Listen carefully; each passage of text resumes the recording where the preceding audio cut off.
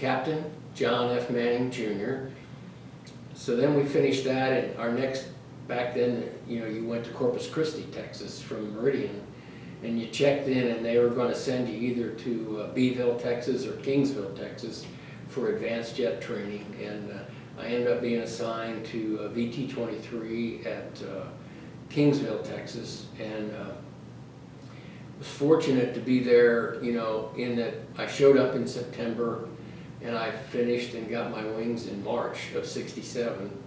And so I never had to spend one of the real hot summers in Texas, because when it was real hot, there were days that the F9 could not fly. It was just, didn't have enough poop out of the engine. And so they couldn't operate. But we finished up there, and I had asked for orders to go to fly fighters on the East Coast or the West Coast. I didn't care whether it was an F4 or an F8, but I just wanted to fly fighters. And I ended up at F4s at Oceana. And Oceana had been my first choice in that, because it was as close as I could get to Philadelphia, where I could at least see my family once in a while. And so we ended up there and went through the F4 RAG.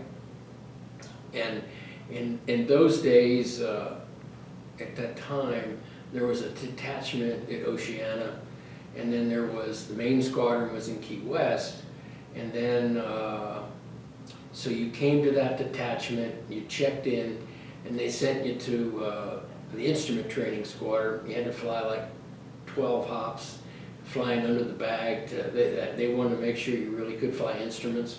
And then they sent you to survival school up in Maine. And after that, they sent you to Key West to start training in the Phantom. And Key West did basic, FAM phase, radar intercepts, air combat maneuvering training, and whatever.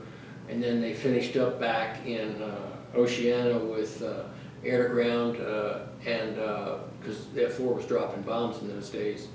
And then we had air refueling, and then carrier qualifications, day-night in the Phantom. And so finished up there in October of '67.